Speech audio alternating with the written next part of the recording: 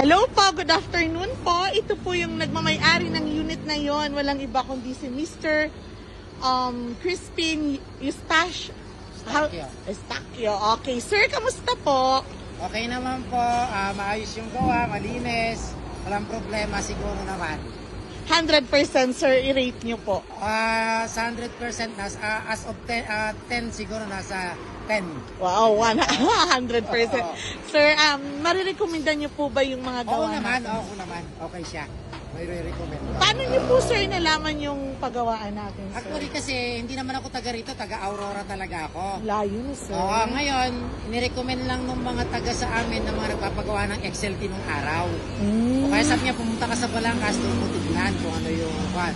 Nakita ko yung sa inyo, kakaiba doon sa mga ibang talyer. Wow. Yung ibang talyer kasi, ang gusto nila, iwanan mo yung unit for 2 months, saka mo lang siya makukuha pagkayari na. Dito sa inyo, dahil sa manpower marami, pwedeng buhatin talaga yung kwan.